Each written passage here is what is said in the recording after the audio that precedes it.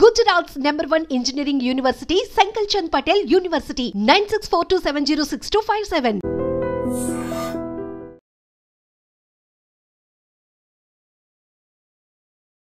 America president అయిన తర్వాత Trump గురించి అయితే మనమైతే ప్రపంచమంతా మాట్లాడుకుంటుంది. అండ్ మెయిన్గా యుఎస్లోనే ట్రంప్కి అగెయినెస్ట్గా వాళ్ళ సిటిజన్సే మరి ర్యాలీలు చేస్తూ ఉన్నారు. మరి ట్రంప్ గురించి ఇలా నానా రభస చేస్తూ ఉన్నారు. ఇలా బోల్డెన్ని కథనాలు అనేది కూడా మన ఇండియన్ న్యూస్లో కూడా మనం కూడా ప్రతిరోజు చూస్తూనే ఉన్నాం కదా. మరి ఎందుకు ఇలా జరుగుతుంది? అండ్ వాళ్ళ సొంత సిటిజన్సే మరి ట్రంప్కి తిరగబడేటట్టు కూడా వాళ్ళు ర్యాలీలు ఎందుకు చేస్తున్నారు అనే దాని గురించి మనతో షేర్ చేసుకోవడానికి, ఇంకా బోల్డ్ అంత ఇన్ఫర్మేషన్ ఇవ్వడానికి మనతో పాటు కూడా ఇమిగ్రేషన్ లాస్ అండ్ హైకోర్టు న్యాయవాది అయిన మరి పృథ్వీరాజ్ గారు మనతో పాటు ఉన్నారు. మరి సార్ని అడిగి తెలుసుకుందాం. Hi sir. Hi Janaki. Sir, మన వాళ్ళే మనకు తిరగబడ్డం అనేది కూడా చాలా తక్కువ సందర్భాల్లోనే చూస్తుంటాము.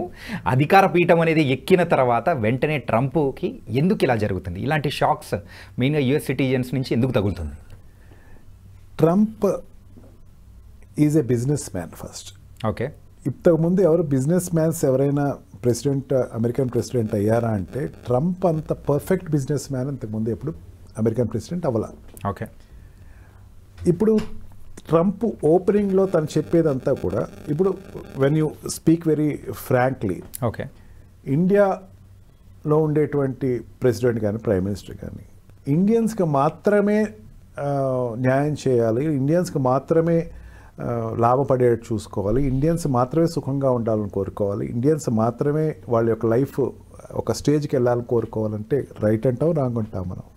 మన coming to the India what any country. Yeah, good sir. For him it is good. Okay. అమెరికన్స్ని మాత్రమే నేను పైకి తీసుకురావాలా?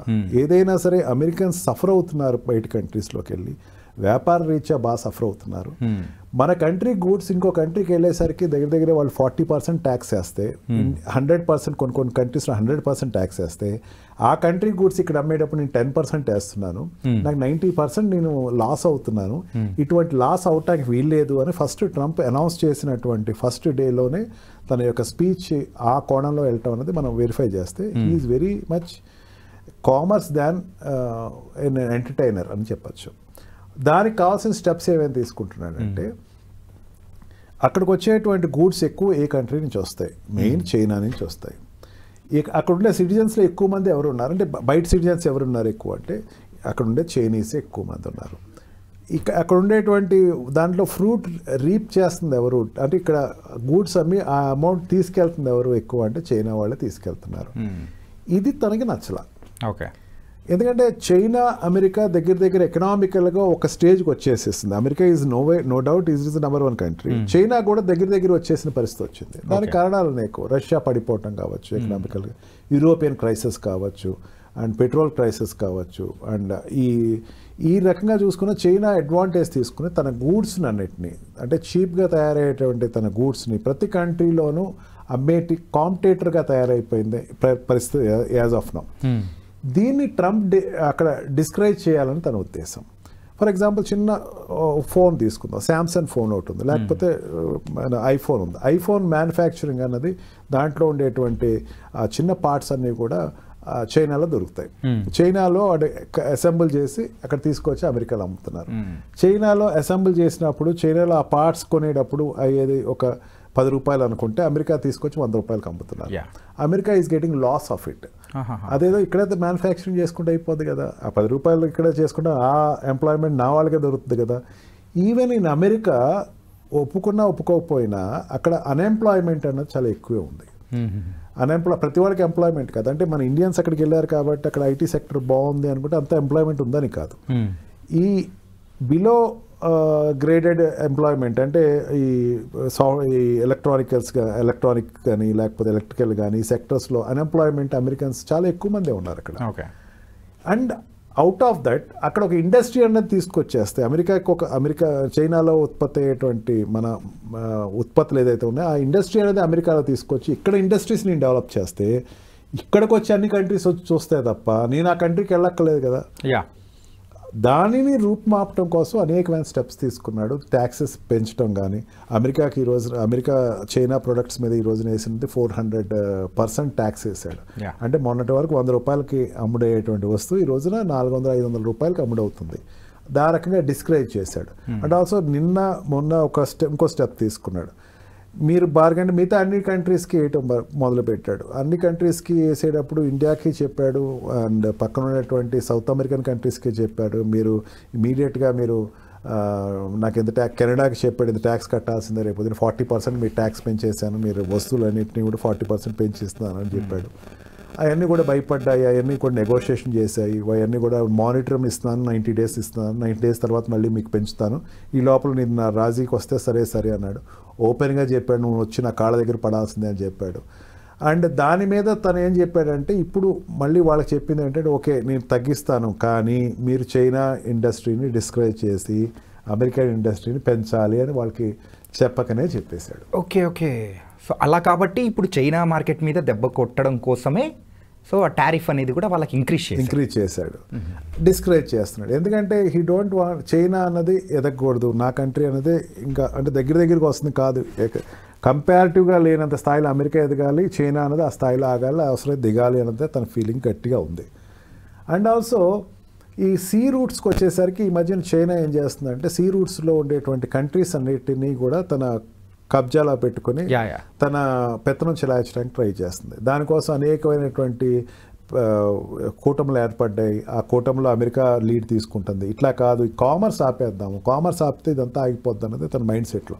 ఇట్స్ ఏ బిజినెస్ వర్క్, తను చేస్తున్నంత కూడా బిజినెస్ వర్క్ చేస్తున్నాడు. ఇన్ఫ్యాక్ట్ చెప్పాలంటే చైనా చేస్తున్నది కొన్ని ఏదైతే ఇబ్బందులు పడుతున్న చిన్న కంట్రీస్, సీ రూట్ ఉన్న కంట్రీస్కి స్పెషల్గా వాళ్ళ ఫండ్స్ ఇచ్చి అక్కడున్న పోర్ట్స్ని తీసుకోవడం కానీ, సో అక్కడ వాళ్ళ సంస్థానాన్ని కానీ లేకపోతే వాళ్ళ పోర్ట్స్ని పెంచుకొని ఆ రూట్ని వాళ్ళు ఏదో చేసుకుందామనే ఉద్దేశం అయితే ఎక్కువ ఉంది.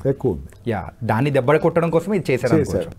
దీనిలో అక్కడ ఉండేటువంటి సిటిజన్స్కి కన్ఫ్యూజన్లో ఉన్నారు ఈ రోజున.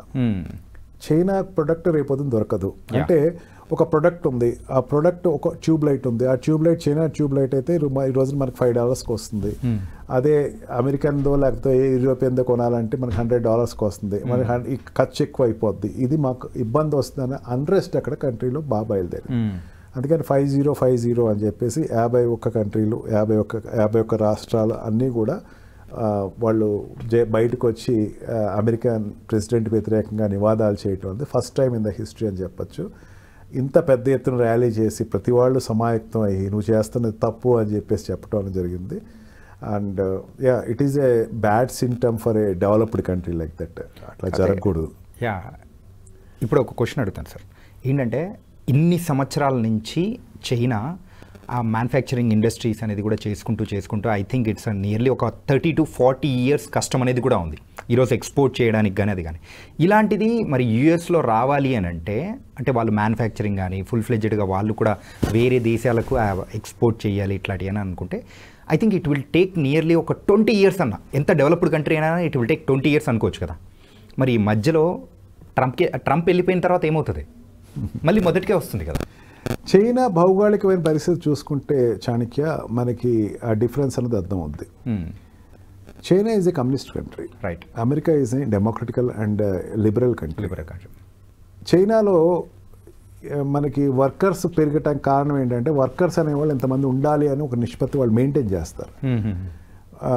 అదే ఇక్కడ యుఎస్లోని వర్కర్ కింద ఉండడానికి ఇష్టపడరు. ప్రతివాడు they want become a industrialist. ఈ రేషియోలో వాళ్ళు రావాలి అంటే ఈ what you said is correct, అది ఇప్పుడప్పుడే అయ్యేటువంటి పరిస్థితి కాదు. బట్ ట్రంప్ కానీ యుఎస్లో కానీ లేకపోతే యూరోపియన్ కంట్రీస్ కానీ they will think of future, not of today. మనం ఆలోచిస్తాం ఈరోజు ఎట్లాగా రేపు ఎట్లా, నో ఫ్యూచర్ గురించి ఆలోచిస్తాయి కంట్రీస్. కమింగ్ ఫ్యూచర్ ఇటువంటి పరిస్థితి రాకూడదు అని ఒక ప్లాన్ వాళ్ళు డిజైన్ చేస్తారు. ఎందుకంటే వాళ్ళు అక్కడ ఉండేటువంటి ఎకనామిస్టులు కానీ అక్కడ ఉండేటువంటి ఇండస్ట్రియలిస్ట్ వాళ్ళు they will design a program. ఫ్యూచర్గా ఈ కంట్రీ ఒకవేళ యుఎస్లో ఎంత ఎక్విప్మెంట్ ఉందంటే ఒకవేళ ప్రపంచం అంతా మునిగిపోతే American president can be saved by going to hollows. హాలోస్లోకి వెళ్ళి తను 364 రోజులు బతకచ్చు. ఒక ప్రపంచం అంతా మునిగిపోయినా సరే తన ఎయిర్ క్రాఫ్ట్ #1 ఎయిర్ క్రాఫ్ట్ ఏదైతే ఉందో, ఏరోప్లేన్ ఏదైతే ఉందో తను స్పేస్లో తీసుకెళ్ళిపోద్ది అమెరికన్ ప్రెసిడెంట్ని. ప్రపంచం అంతా ఏదైనా అయిపోయినా సరే తనకు ఉండేటువంటి పెట్రోల్ రిసోర్సెస్కి ఒక 20 years బతికేయచ్చు. ఓకే, ఇంత అక్కడ ఉండేటువంటి ఇన్ఫ్రాస్ట్రక్చర్ అన్నిటినీ కూడా దాన్ని they have stored it for long time. అందుకని ఏంటంటే ఇది ఈ రోజు ఇటు రేపొద్దున రాదు అన్నది కాదు, ఉన్నదాన్ని రానివ్వకుండా చూడటం కోసం కంట్రీస్ ట్రై చేస్తాయి. ఒక రకంగా చెప్పాలంటే ట్రంప్ చెప్తున్నటువంటి విషయంలో తనకు వరకు తన జస్టిఫికేషన్ చెప్తున్నాడు. అమెరికా అన్నది మాగా అని చెప్పేసి తను తీసుకొచ్చాడు, మేక్ అమెరికా గ్రేట్ అమెరికా. ఆ స్లోగన్ అనేది కూడా తీసుకొని వచ్చి, అంటే ఈ కంట్రీ ఇప్పటికే చాలా దిగజారిన తరం వస్తుంది, దీనికి కాదు చాలా సూపర్ ఫాస్ట్గా డెవలప్ అవ్వాలి అంటే నేను నా స్టెప్స్ తీసుకోవాలా.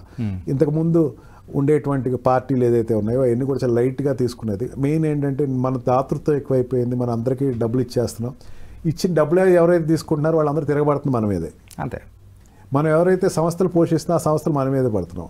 అతను ఒక ఎగ్జాంపుల్ కూడా చెప్పాడు, ఇప్పుడు లాస్ట్ గవర్నమెంట్లో ట్రంప్ వన్ టైంలో అతను చెప్పిన 0 వల్ల తను చెప్పిన ఎగ్జాంపుల్ ఏంటంటే WHO వరల్డ్ హెల్త్ ఆర్గనైజేషన్ ఏదైతే ఉందో, వరల్డ్ హెల్త్ ఆర్గనైజేషన్ ఈ మన పాండమిక్ వచ్చింది చైనా వల్ల అన్న మాట రానివ్వకుండా నడిపేసింది. నేను డబ్బు ఇస్తున్నాను, మేజర్ అమౌంట్ నేను కాంట్రిబ్యూట్ చేస్తూ ఉంటే వీళ్ళు వెళ్ళి చైనా పక్కన మాట్లాడుతున్నారు.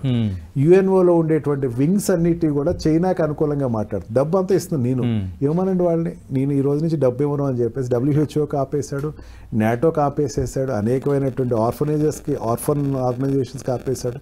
నేను ఏమో రేపొద్దు నుంచి ఇవ్వమనండి, ఇచ్చేది నేను. వాళ్ళేమో they are doing they are giving the parrot voice to some other country. ఇది ఉండకూడదు, మా కంట్రీ అనేది గ్రేట్ కంట్రీ అవ్వాలి, మేక్ అమెరికా గ్రేట్ అగైన్ అనేది నా కంట్రీ రావాలి అనేది తన నోషన్. దీనికి జనాలు ఒప్పుకున్నారు. ఇక వచ్చేటువంటి జనాలు ర్యాలీస్ చేస్తారా, నివాదాలు చేస్తారా అంటే మనకి అవి కొత్తగా. ఇక్కడ ఏంటంటే ఏదైనా ఒక పెట్రోల్ రేట్ రూపాయి పెరిగిందంటే తక్కువ అందరూ అన్ని స్టేట్స్లో బయటకు వస్తారు, గొడవ పెడతారు.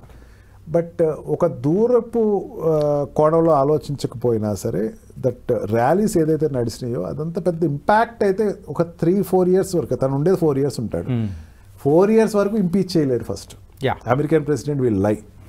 ఇంకా మనకి ఇంకా ఇంపీచ్మెంట్లో పార్లమెంట్ మెంబర్స్ అందరు దిగిపోతే కనుక ప్రైమ్ మినిస్టర్ దిగిపోతాడు, కానీ అక్కడ president will never get down.